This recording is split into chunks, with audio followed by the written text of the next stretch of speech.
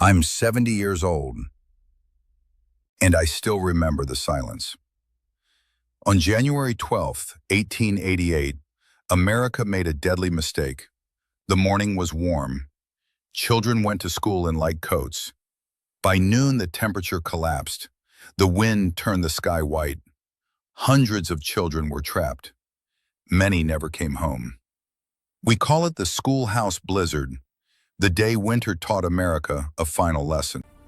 From the frozen plains of 1888 to the paralyzed interstates of 1978, this is the story of how the deadliest winters in American history forged our infrastructure, revolutionized our technology, and tested the limits of human resilience. Snow is a defining element of the American experience, a source of holiday nostalgia and childhood joy. But throughout history, the sky has occasionally turned against us with lethal force. This documentary traces the big ones: the schoolhouse blizzard that trapped children on the prairie, the great white hurricane that buried New York City and gave birth to the subway, and the Armistice Day storm that caught a generation of hunters off guard. Through archival letters, haunting photography, and meteorological forensic analysis, we explore not just the death tolls, but the profound social shifts these storms caused, changing how we build our cities, predict our weather, and look out for our neighbors. Silence. That's the first thing you notice in the old photographs. It's a heavy, muffled silence that you can almost hear through the grain of the sepia film. We have a romantic relationship with snow in this country. We think of Bing Crosby, of red mufflers, of the hush that falls over a suburb when the flakes start to stick to the asphalt. It's nostalgic. It's innocent. But there is a version of winter that doesn't care about your nostalgia. A version that is predatory, relentless, and absolute. Today we watch the storms coming on high-definition screens. We track isobars and radar loops in 4K resolution on our phones. We know the exact hour the first flake will hit the windshield. But imagine a time before the satellite, before the radar, before the interstate highway system or the central heating grid. Imagine standing on a porch in Nebraska in 1888, or a street corner in Manhattan in the roaring 20s.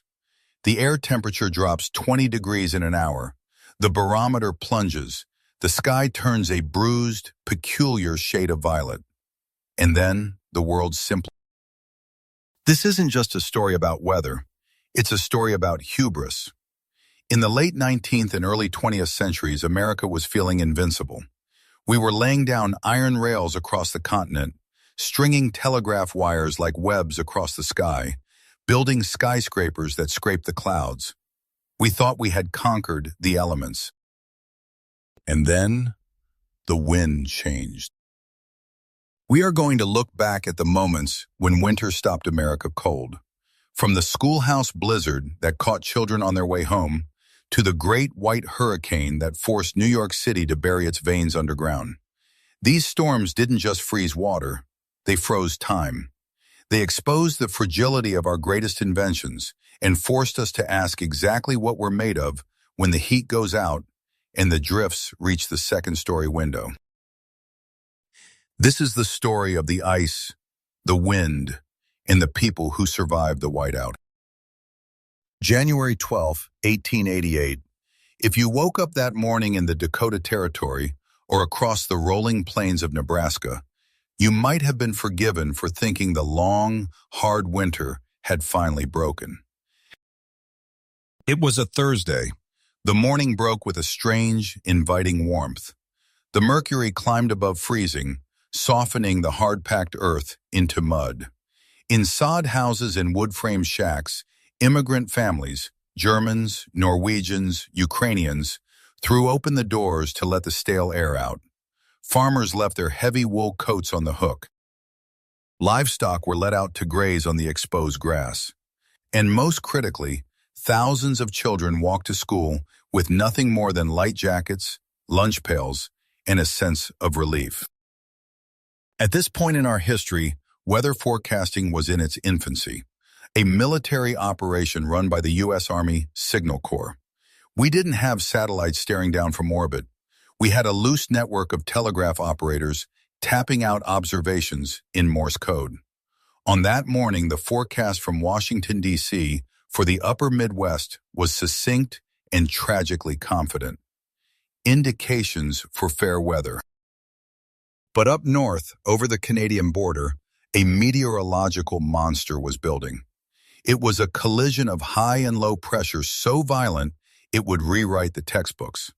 We call them Alberta Clippers now, but this was something else entirely. It was a cold front moving at nearly 60 miles per hour, pushing a wall of pulverized ice ahead of it. The tragedy of the schoolhouse blizzard wasn't just the cold, it was the deception.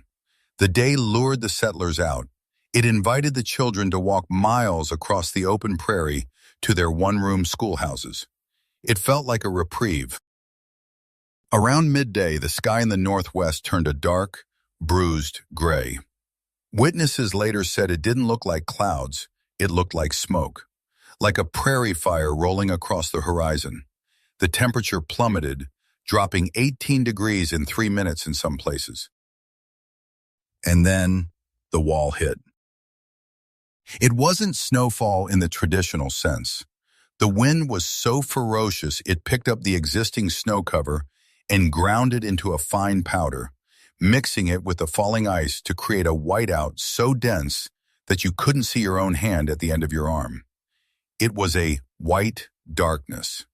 In an instant, the landmarks that guided these settlers, the fence post, the windmill, the barn, were erased. The fair weather had trapped an entire generation of pioneer children in flimsy wooden boxes on the open plain, miles from safety, with the temperature falling toward 40 below zero. The trap was sprung. When the wall struck, the world didn't just change, it vanished. Meteorologists talk about rapid cyclogenesis, the explosive strengthening of a storm. But for the teacher in a drafty schoolhouse in Holt County, Nebraska, or the rancher in Beetle County, Dakota Territory, it was simply the end of the world. The wind speed sustained at 40 miles per hour, gusting to 60, but it was the composition of the air that was truly alien. This wasn't the fluffy Christmas snow of a New England postcard. The old-timers called it flower snow. The wind had pulverized the ice crystals into a dust so fine it behaved like a gas. It didn't just hit you, it penetrated you. It was driven through the buttonholes of coats, through the cracks in the siding, and deep into the lungs of livestock. Within minutes of the front's arrival, thousands of cattle, the economic lifeblood of the territory, began to die. Not from freezing initially, but from suffocation. The ice dust clogged their nostrils and froze their eyelids shut. They drifted with the wind until they hit a fence line, piling up in gruesome drifts, one on top of the other. Inside the schoolhouses, the scenes shifted from confusion to terror. The temperature inside these uninsulated shacks dropped alongside the mercury outside. The coal scuttles, filled only for a mild day, were scraping bottom. This is the moment the schoolhouse blizzard earned its name. It wasn't a single event, but hundreds of simultaneous, desperate calculations made by young women, many of them teenagers themselves. Minnie Freeman in Nebraska, Etta Shattuck in Dakota. They looked at the frost creeping across the floorboards and realized the building itself was failing. The roof groaned under the wind shear. The windows rattled like machine gun fire. The rise of the storm was absolute. There was no twilight, no gradual dimming. It was noon, and it was midnight. If you stepped off the porch to get firewood and you let go the door handle, you were gone. You could scream for help, but the wind would tear the sound from your throat before it reached ears 5 feet away. The prairie, usually defined by its vast, open horizons, had shrunk to the space inside your own clothes. Night fell, but on the plains of Dakota and Nebraska, night was a relative term. The darkness had been absolute since noon. Now the temperature began its plunge into the abyss. 20 below, 30 below, with wind chills screaming past 60 below zero. This was the peak of the fury. In the blackness, the roar of the wind became a physical weight, pressing against the eardrums, vibrating the floorboards of the sod houses. Survivors would later recall the sound not as wind, but as a train that never passed, a constant mechanical grinding that rattled the teeth in your skull. For those caught outside, the experience was a descent into madness. The human body, stripped of heat, begins to hallucinate. Farmers wandering yards from their front doors saw lights that weren't there. They heard voices of family members calling them into the open drifts. This was the phantom warmth, the final cruel trick of hypothermia, where the freezing blood rushes to the skin, making the dying victim feel suddenly, blissfully hot. They would tear off their coats, their scarves, surrendering to the cold in a state of confused ecstasy. But inside the schoolhouses, a different battle was waging. This is the image that seared itself into the American memory. The young teacher, barely 20 years old, tying her students together with clothesline, with twine, with scarves knotted end to end. Minnie Freeman in Nebraska didn't just wait. When the roof of her sod schoolhouse was torn off by the gale, she made a choice. She bound her 13 students together, a human chain in the void, and led them 3/4 of a mile to a farmhouse. They walked blind. They walked by feel, by the crunch of the snow, by the sheer will of a young woman refusing to let the prairie take her charges. In the soddies, families burned everything. First the coal, then the furniture, then the corn meant for seed. They sat wrapped in buffalo robes, listening to the nails pop in the rafters like pistol shots, waiting for a dawn that felt like it would never come. To understand the scale of the tragedy, you have to look away from the snowdrifts and look at the map, or rather the advertisements that drew these people onto the map in the first place. Why were thousands of immigrants, Germans, Scandinavians, Bohemians, huddled in paper-thin shacks in the middle of a blast zone? Because they had been sold a bill of goods. This was the era of the Homestead Act, the great American wager where the government bet you 160 acres of land against 5 years of your life that you couldn't survive. But the real engine wasn't just the government, it was the railroads. The Northern Pacific, the Union Pacific, they needed customers on those tracks. So they flooded Europe with posters depicting the Dakota Territory not as a semi-arid steppe, but as a lush Garden of Eden. They peddled a piece of pseudoscience that sounds insane to modern ears. Rain follows the plow. The theory was that by turning the soil and planting crops, the settlers would actually change the climate, bending the atmosphere to American will. It was hubris on a continental scale. The settlers moved faster than the infrastructure could protect them. In 1888, the Weather Service wasn't a civilian agency. It was the Army Signal Corps. They had the technology, the telegraph, the barometer, but they were fighting a war against geography. On the morning of the blizzard, a cold wave warning was actually issued from St. Paul, but the warning traveled by telegraph wire and the blizzard traveled by wind. In many towns, the warning arrived 2 hours after the temperature had already dropped 40 degrees. The telegraph operator would tap out the message, but the lines were already dead, snapped by the weight of the ice. The 19th century grid was trying to box with a prehistoric force, and on that January day, the grid collapsed. The people were left alone, clutching deeds to land that had suddenly turned into a frozen moonscape, realized too late that the Garden of the West had teeth.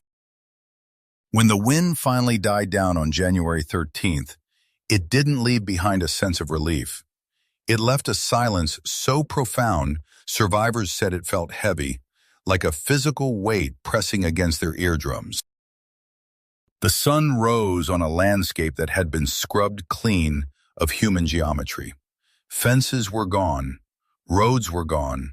Even the shape of the horizon had been redrawn by drifts that stood 2 stories high. The temperature plunged to 20, then 30, then 40 degrees below zero. The air was filled with diamond dust, ice crystals so fine they glittered in the mocking, bright sunlight. This was the moment of transformation, the psychological pivot point where the pioneer spirit was forced to harden into something much darker. Before 1888, the prairie farmhouse was an island of optimism. After 1888, it became a fortress. You see this shift in the architecture of how they lived. Farmers began stringing heavy guide ropes, lifelines, from their back doors to their barns. It became a rule written in blood. You never step outside without a tether. The carefree walk across the yard was over. The prairie was now viewed as a hostile combatant that could ambush you in minutes. The recovery effort was a grim excavation. They weren't just digging out snow, they were digging out the frozen reality of their situation. Men found their cattle standing upright, frozen solid in mid-stride, statues in a white museum. But the true horror was in the haystacks in the fence lines, where fathers found the bodies of their children who had gotten lost mere yards from safety. The Garden of Eden, the railroads had sold them, was buried under 10 feet of concrete hard ice. The survivors didn't leave, many couldn't afford to, but the dream of a gentle agrarian paradise died that morning. The people who crawled out of those sod houses were no longer just farmers. They were survivors of a massacre, and they looked at the sky with a new, permanent suspicion. When the spring thaw finally arrived, it didn't bring renewal. It brought a reckoning. As the snowbanks receded, the prairie revealed a gruesome accounting of the winter's wrath. Along the fence lines and in the coulees, the carcasses of cattle were stacked like cordwood. In some regions, 90% of the herds were gone. They called it the Big Die-Up. For a decade, Eastern investors and Scottish syndicates had poured millions into the beef bonanza. They treated the American West like a stock market graph that could only go up. The theory was simple. Buy a calf for $5, let it graze on free government grass, and sell it for $50. They believed the climate was docile. They believed the grass was infinite. The blizzard shattered that economic fantasy in a single season. The devastation bankrupted the cattle barons overnight. In the clubs of New York, in the boardrooms of London, fortunes evaporated. Among the ruin was a young Theodore Roosevelt, whose ranching dreams in the Dakota Badlands were effectively wiped out, sending him back east with a sobered view of nature's limits. This marked the structural end of the open range. The romantic era of the cowboy, driving vast herds across unfenced public lands, was finished. The banks that survived the crash demanded collateral and security. That meant fences. That meant hay. That meant owning the land, not just roaming it. The West was no longer a wild, open expanse of opportunity. It was becoming a closed system, wrapped in barbed wire and managed by accountants. The cowboy was demoted from a knight of the plains to a ranch hand, a shift worker in a dusty factory without a roof. The freedom was gone, replaced by the hard math of survival. Those who didn't pack up the wagon and head back east found themselves entering a new kind of contract with the American prairie. The beef bonanza was over. The era of the long haul had begun. To survive, the homesteaders had to abandon the optimism of the brochure and embrace the paranoia of the pioneer. They learned to read the sky like a scripture. A sudden drop in barometric pressure wasn't just weather, it was a threat assessment. Farmers began stringing clotheslines from the back door to the barn, a literal lifeline of hemp rope.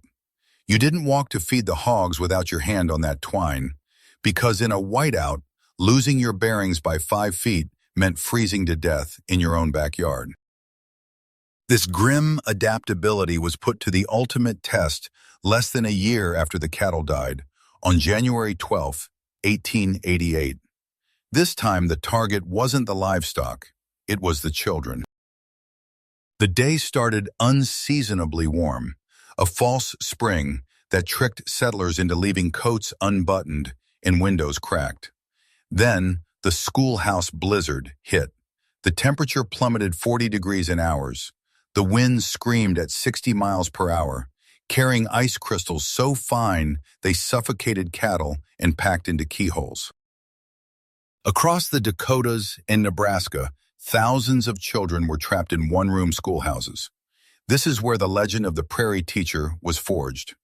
Young women, often teenagers themselves, like Minnie Freeman, who tied her students together with twine and led them through the blinding white void to safety. They weren't just educators, they became the tactical commanders of survival. The ones who made it through that winter were changed. They stopped trying to conquer the land and started trying to outlast it. They dug in deeper, building sod houses that were half bunker, half home. They developed a culture of aggressive hospitality. If a neighbor's lamp wasn't burning, you went to check. You didn't survive the Great Plains alone. You survived together, or you became a memory buried in the drift. For those who stayed, those who didn't pack the wagon and retreat to the safety of Iowa or Illinois, the terms of engagement had fundamentally changed. The beef bonanza was dead, buried under the ice of 1887. The era of the Garden of the World, that glossy promise sold by railroad brochures, was over. In its place, a new, harder reality took root. The settlers entered into a hostile negotiation with the geography itself. To survive, the homesteader had to abandon the optimism of the pioneer and adopt the paranoia of the soldier. They learned to read the sky like scripture. A sudden drop in barometric pressure wasn't just a weather event, it was a tactical threat. This is when the blizzard line became a fixture of American farm life. Farmers began stringing heavy hemp ropes from the back door to the barn. It seems a small thing now, a piece of twine, but in a whiteout where the world dissolves into a featureless void, losing your bearings by 5 feet meant freezing to death in your own backyard. You didn't walk to feed the hogs without your hand on that rope. It was the only tether to the living world. This grim adaptability was put to the ultimate test less than a year after the cattle died. On January 12, 1888, the sky decided to target the future. The day began with a cruel trick, a false spring that saw temperatures rise well above freezing. It was a reprieve that lured settlers into unbuttoning their coats and fatally sent thousands of children to school in light clothing. Then, the schoolhouse blizzard arrived. The temperature cratered, dropping 40 degrees in a matter of hours. The wind screamed at 60 miles per hour, carrying ice crystals so fine they didn't just sting, they suffocated cattle and packed solid into keyholes. Across the Dakotas and Nebraska, the one-room schoolhouse became the front line. This is where the legend of the prairie teacher was forged. These were young women, often teenagers themselves, girls like Minnie Freeman. Faced with the roof tearing off her schoolhouse, Minnie didn't panic. She tied her 13 students together with twine, linking them to her own body, and marched them through the blinding white hell to a farmhouse half a mile away. In that storm, teachers became tactical commanders. They burned desks and floorboards to keep the heat in. They kept children awake by singing hymns over the roar of the wind. The generation that walked out of the drifts in 1888 was different. They stopped trying to conquer the Great Plains and started trying to outlast them. They dug in deeper. The frame house, standing tall and proud against the horizon, was abandoned for the soddy, half bunker, half home, insulated by the earth itself. A culture of aggressive hospitality emerged. If a neighbor's lamp wasn't burning in the window during a storm, you roped up and went to check. You didn't survive the plains alone. You survived together, or you became a memory buried in the drift until the spring thaw. The physical snow melted in the spring of 1888, turning the prairies into a muddy slurry of thaw and debris. But the psychological ice? That never really left. The trauma of the great blizzards settled deep into the American marrow, fossilizing into a specific kind of regional identity. If you grew up in this country, you likely encountered this trauma in the 3rd or 4th grade, disguised as a cozy paperback.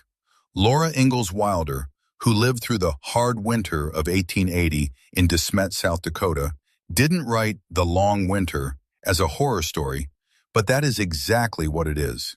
It is a chronicle of starvation, of grinding wheat in a coffee mill because the trains couldn't punch through the drifts, of twisting hay into tight sticks just to keep the fire alive for one more hour.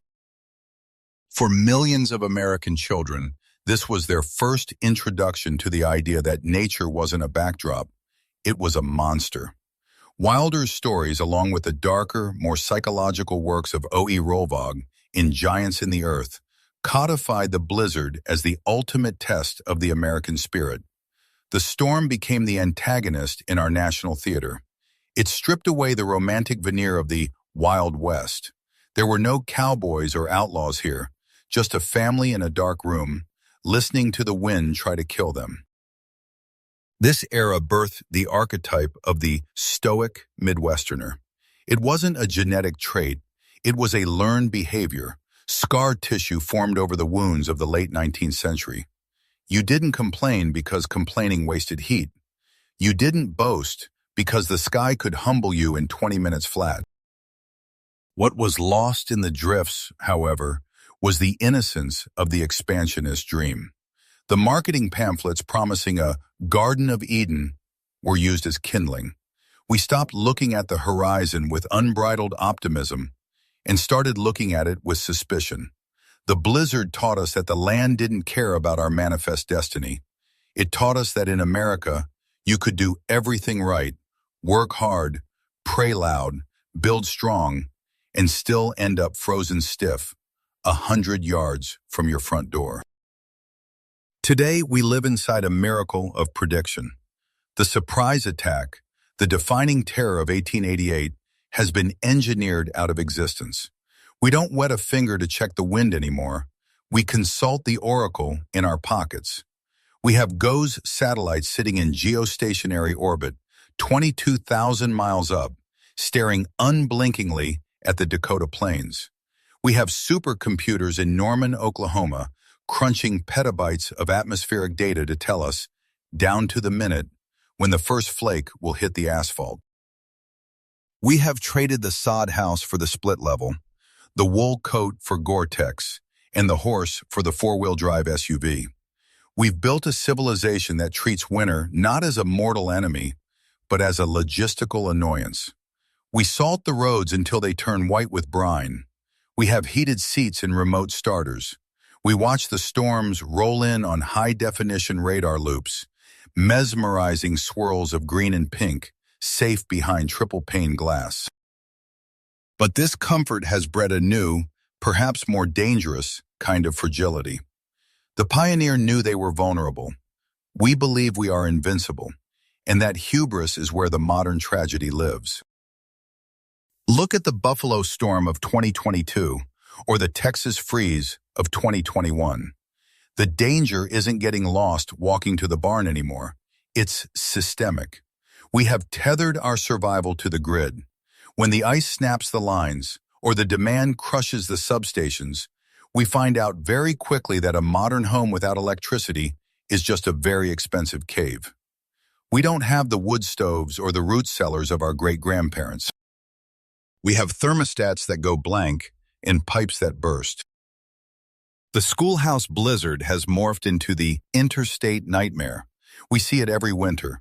Thousands of motorists, cocooned in their cars, stranded on the I-95 or the I-80 for 24 hours, running their engines to stay warm until the gas runs out. The technology that promised to conquer the distance, the highway, the automobile, becomes the trap. We have conquered the surprise, but we haven't conquered the snow. In fact, as the climate shifts and the jet stream wobbles, The storms are finding new ways to humiliate our infrastructure. We are arguably more helpless now in our digital reliance than the farmer who knew how to twist hay into fuel. We've outsourced our survival to the power company, and when the wind howls at 70 miles an hour, the power company can't hear you. There is a strange democracy in a whiteout. When the barometer drops and the horizon vanishes, the distinctions we draw between ourselves, rich and poor, urban and rural, red and blue, get buried under 3 feet of powder.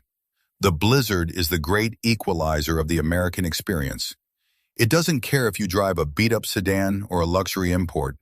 When the drifts hit the hood ornament, nobody is going anywhere.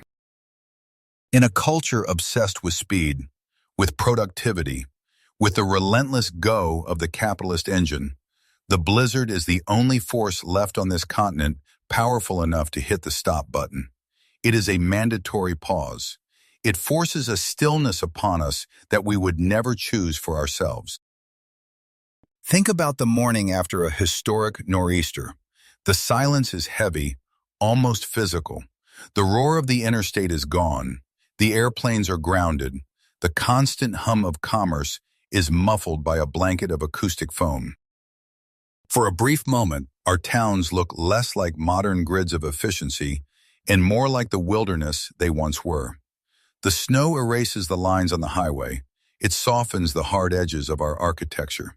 It reminds us that underneath the asphalt and the fiber optics, the land is still wild, and it is still indifferent to our plans. And in that pause, something ancient wakes up in the American character. We see it time and again. When the plow trucks can't get through, the neighbors come out. We see strangers pushing cars out of ditches. We see people walking miles to check on the elderly. We share generators and firewood. The illusion of our independence shatters, and we remember that survival has always been a team sport. The blizzard challenges our manifest destiny. We spent 2 centuries taming the West, damming the rivers, and air conditioning the deserts, convinced we had conquered the elements. The Great White Hurricane, the Knickerbocker Storm, the Superstorm of '93, they are all reminders that we are just tenants here. The landlord is still Mother Nature, and occasionally she changes the locks. We fear the cold, yes. We mourn the tragedy and the loss of life, which is real and terrible. But there is also a part of us that respects the storm. It defines our regional identities. To be a New Englander, a Dakotan, a Minnesotan, is to have survived the white hell. These storms become the mile markers of our lives. We don't measure time in years. We measure it by the storms we weathered. That was the year of the big snow, we say. It anchors us to history, and it anchors us to each other. Eventually, the sun wins. It always does. There is a specific smell to the spring thaw in America. It smells of wet wool, of mud, and of ozone. The mountains of snow that seemed permanent, those dirty, hardened glaciers at the corners of the parking lots, slowly retreat into the storm drains. The world reveals itself again. We find the lost mittens, the buried bicycles, and the broken branches. We take the storm windows down and put the screens back up. But the landscape is never quite the same as it was before the first flake fell. The deadliest blizzards leave scars. You can see them in the cemeteries of the Great Plains, where entire families share a single date on their headstones, January 12, 1888. You can see them in the building codes of the Northeast, written in ink, but drafted in the tragedy of the Knickerbocker Theater. Every reinforced roof and every modernized power grid is a monument to the lessons we learned the hard way. We are a nation built on optimism, on the idea of the fresh start. But these whiteouts remind us that history isn't just a straight line of progress. It is cyclical. It is seasonal. The cold is a part of our heritage just as much as the heat of the steel mill or the dust of the prairie. We tell these stories not to frighten ourselves, but to remember who we are. We are the descendants of the people who kept the wood stove burning when the mercury hit 30 below. We are the ones who dug out the driveway, not because we wanted to, but because we had to get to work. Someday the sky will turn that heavy, bruised purple again. The wind will shift from the north, carrying the scent of ice from the Canadian Shield. The weatherman will lower his voice, and the crawl at the bottom of the screen will turn red. And when that happens, we will go to the grocery store. We will buy the milk and the bread. We will check on the neighbor. We will put the wipers up on the sedan and make sure the shovel is by the back door. The storm is coming, it always is, but so is the spring. And in the meantime, we keep the fire lit.